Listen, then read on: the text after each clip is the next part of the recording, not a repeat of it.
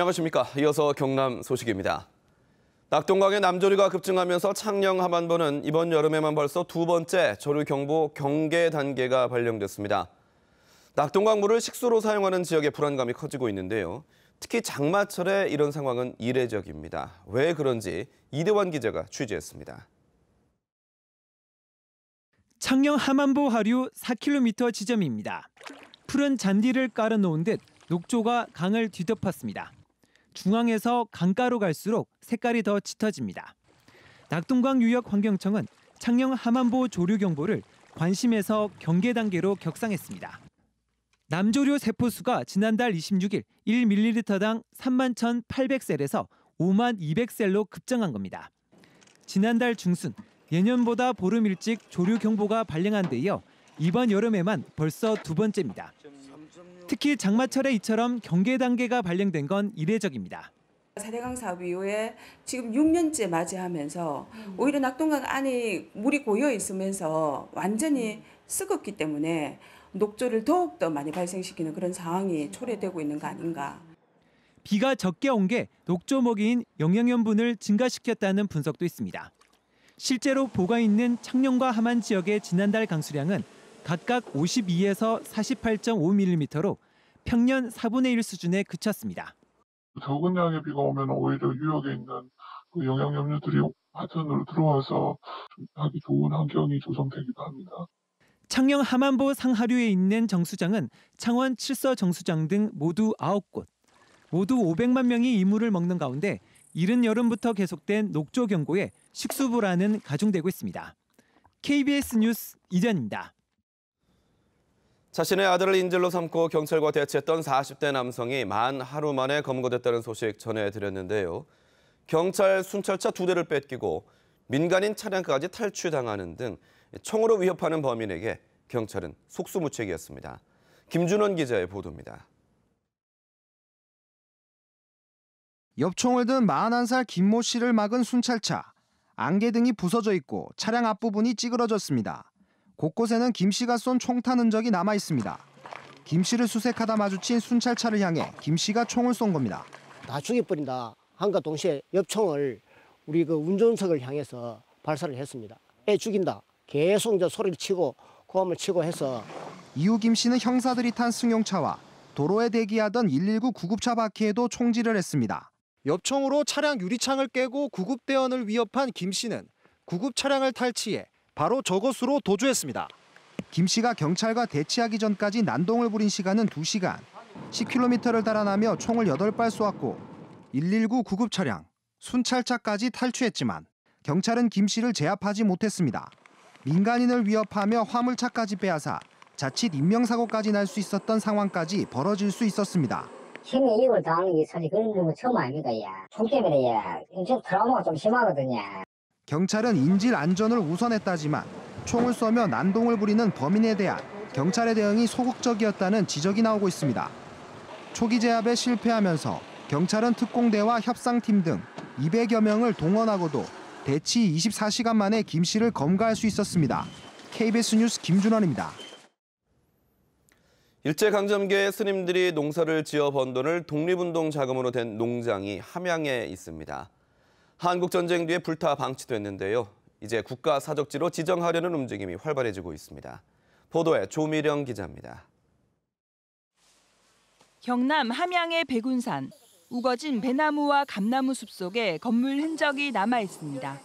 3.1운동 민족대표 33인 가운데 한 명인 백용성 선사가 1927년 설립한 화가원 터입니다.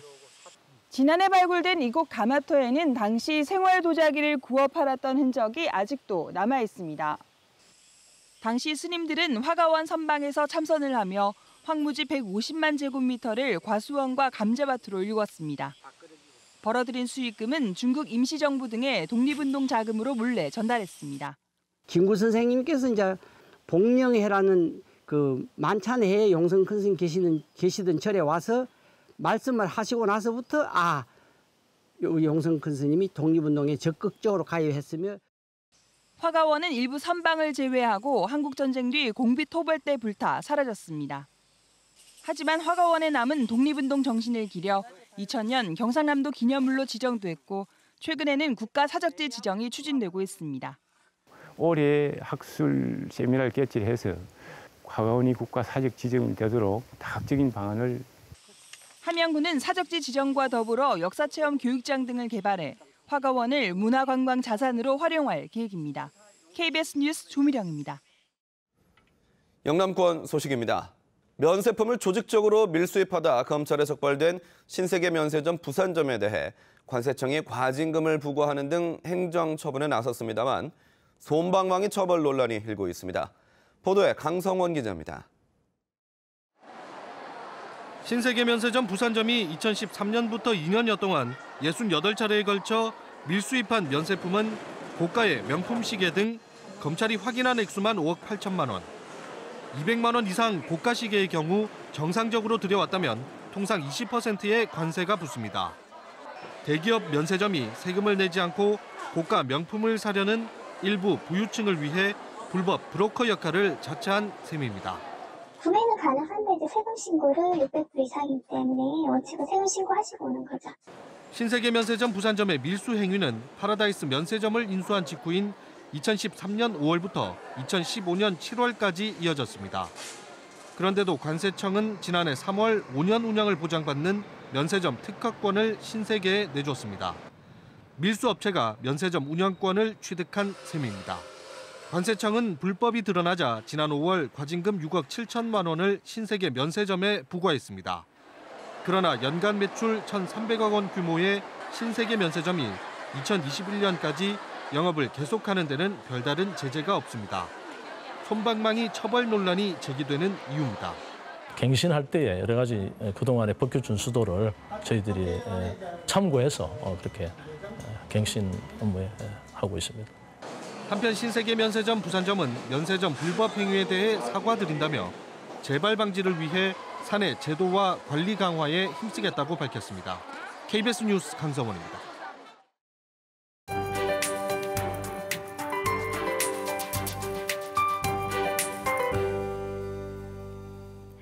어제 오후 경남 지역에 시작된 비는 지금 서부 일부 지역에만 약하게 이어지고 있습니다.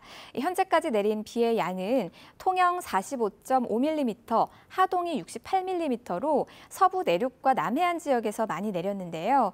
비는 오후까지 이어진 뒤 밤부터는 소강 상태에 들었다가 내일 또다시 시작되겠습니다. 오늘과 내일 예상되는 비의 양은 20에서 60mm 정도입니다. 내일을 비롯해 주말 동안에도 비는 계속 오락가락하겠는데요. 내일은 새벽부터 오후 사이에 비가 내리겠고 일요일에는 종일 내렸다 그치기를 반복하겠습니다. 현재 하늘에는 서해상을 중심으로 비구름이 몰려있는 가운데 경남 지방에는 안개가 다소 짙습니다. 오늘도 안전운전 하셔야겠습니다. 경남 동부 지역의 현재 기온은 24도 안팎을 보이고 있습니다. 낮 기온은 밀양 29도, 창원과 김해가 27도로 어제보다 조금 낮겠습니다. 경남 서부 지역도 현재 23, 4도 선으로 출발하고 있고요. 낮 기온은 대체로 30도를 밑돌겠습니다. 바다의 물결은 동해남부 먼바다에서 2m로 높게 일겠고 벼락과 돌풍을 동반하는 요란한 비와 안개가 계속되겠습니다. 지겨운 장맛비와 후텁지근한 날씨는 다음 주 화요일까지 계속되겠습니다. 특히 주말에는 열대야가 나타나기도 하겠습니다. 기상정보였습니다. 함양군은 마을마다 보건소 의료진이 방문해 치매 조기 검진과 예방법을 교육하는 치매 예방교실을 이달부터 2달 동안 운영합니다. 산청군은 오는 9월 열흘 동안 열리는 산청 한방약초축제에서 행사 진행을 도울 자원봉사자 200여 명을 다음 달 초까지 모집합니다. 의령군은 읍내 3.5km를 1시간 동안 걷는 군민 건강 걷기 대회를 내일 아침 6시 서동생활공원에서 엽니다. 고성군은 청소년과 일반인을 대상으로 고성 5광대 탈놀이 춤사위 체험과 문화광자로 구성된 배움터를 오는 9일부터 다음 달 중순까지 운영합니다.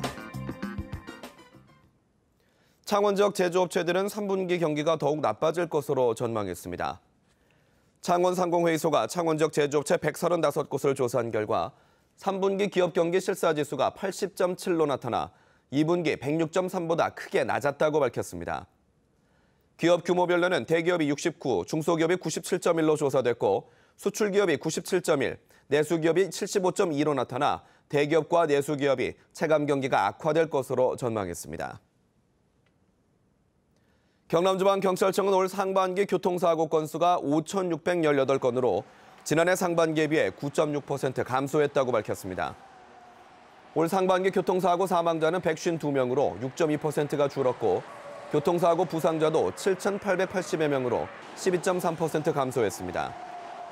경찰은 이륜차와 보행자 교통사고 예방 활동에 집중하고 음주운전 단속과 함께 난폭 운전 등을 집중 단속합니다. 경상남도가 올해 상반기 해외 마케팅 활동을 통해 3억 900여만 달러의 수출 상담과 845만 달러의 MOU 수출입 양해각서를 체결했습니다.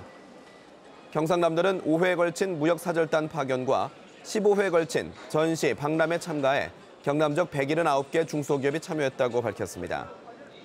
경남은 유럽과 중동으로 수출국을 다변화하고 조선기자재와 항공, 항로화 바이오 등으로도 수출 영역을 확대하고 있습니다. 음식점과 농식품 판매업소에서 배추김치의 원산지 둔갑이 가장 많은 것으로 나타났습니다. 경남 농산물품질관리원이 올 상반기 원산지 표시를 점검한 결과 식당 등 356곳이 적발됐다고 밝혔습니다. 위반 품목 가운데는 배추김치가 37.5%로 가장 많았고 돼지고기 32.9%, 쇠고기 5.9%, 닭고기 2.2% 순으로 나타났습니다. 위반 유형은 원산지 거짓 표시가 63.4%였고 원산지 미표시가 26.6%였습니다. 밀양 하남도서관이 개축공사를 마무리하고 운영을 시작했습니다.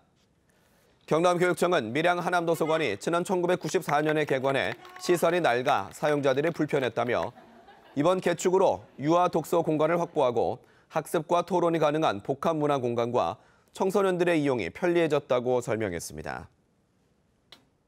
KBS 뉴스를 마칩니다. 고맙습니다.